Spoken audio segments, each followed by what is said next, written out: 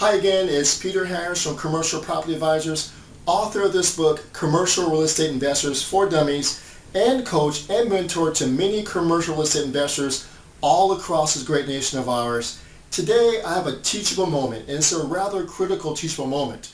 I'm going to share a true story with you about the ugly side of commercial real estate, and hopefully you can learn something from it.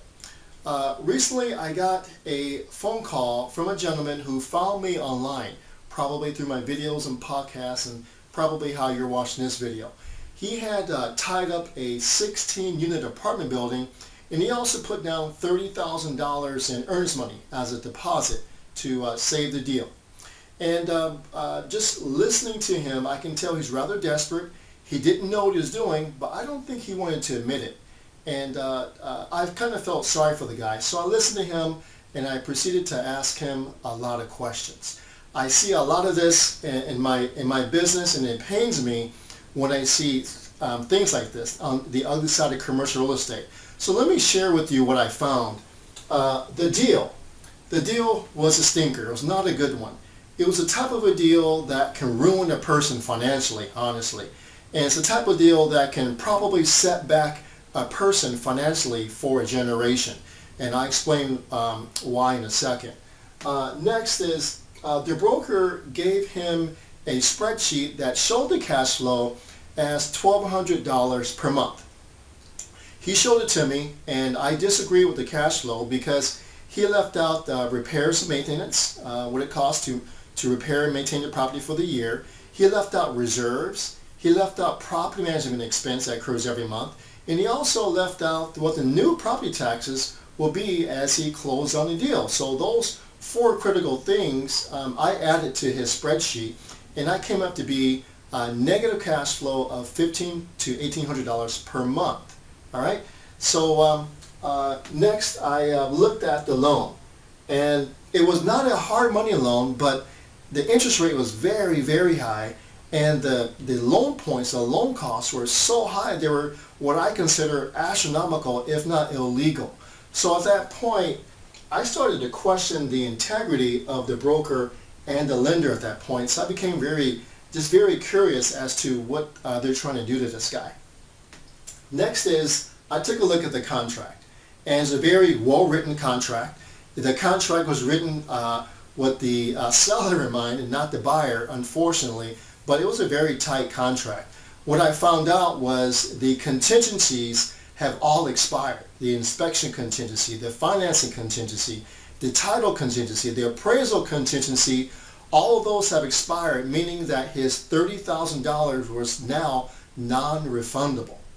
All right, and so he'd either have to go through with the deal or lose the $30,000.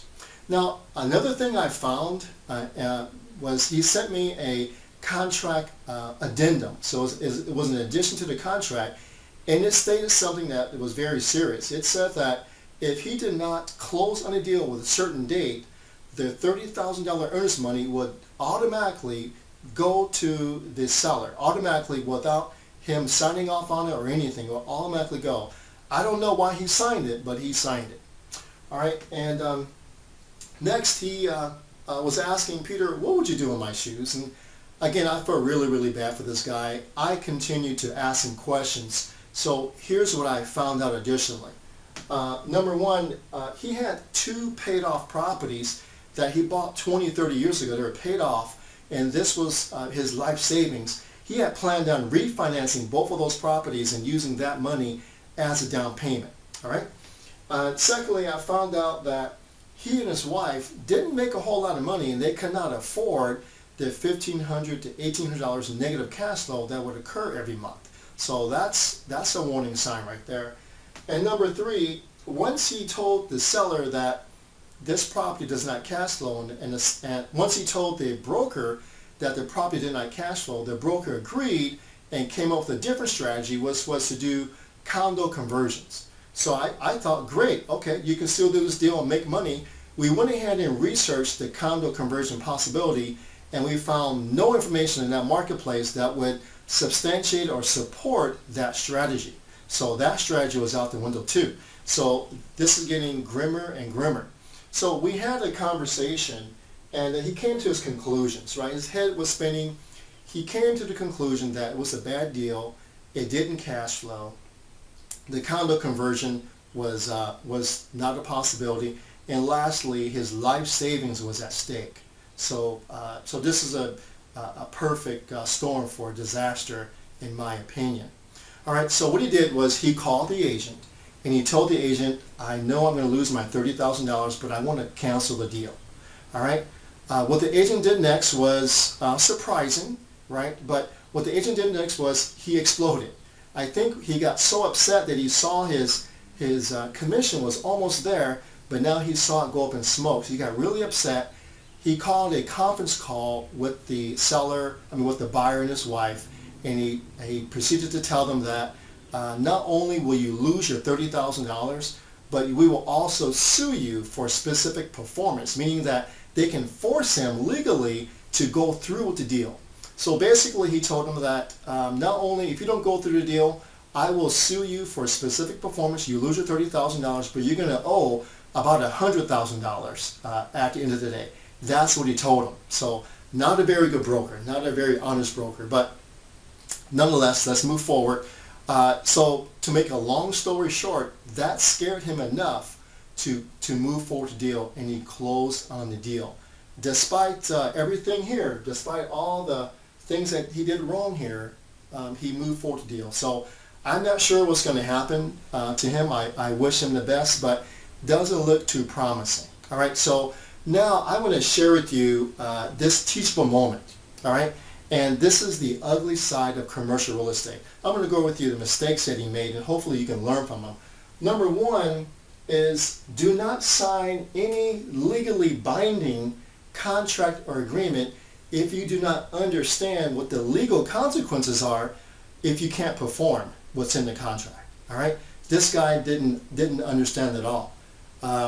Unfortunately, the broker had every right to sue him for specific performance right there in the contract in black and white.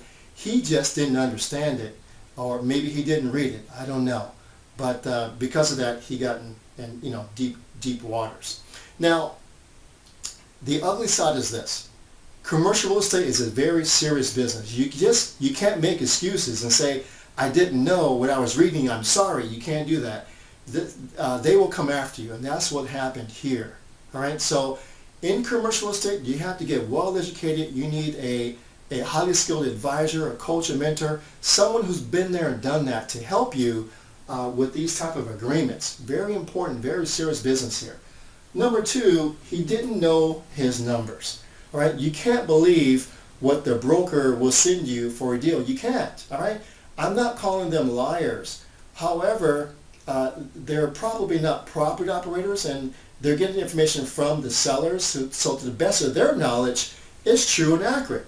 However, time and time again, we have proven that information coming from the broker after we do our due diligence, there's some adjustments to be made. Sometimes a lot, sometimes not so much, but always an adjustment to be made. So what his mistake here was, he fell in love with the property and not with the numbers. All right. So we teach our students here and our clients here that that every seller is considered guilty until proven innocent. That means we verify, and we get third party to come in agreement with what the numbers should be. Okay, makes sense? All right.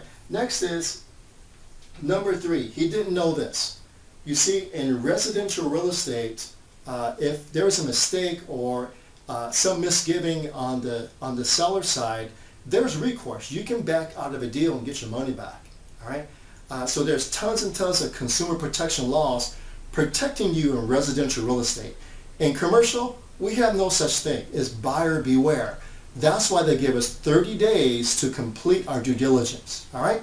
So when you jump into commercial real estate, remember, get educated on knowing what your rights are. All right, and what rights you don't have. Next is he didn't have a realistic exit strategy. So he had an unrealistic exit strategy. He thought that he could cash flow, and we very easily proven that not to be the case.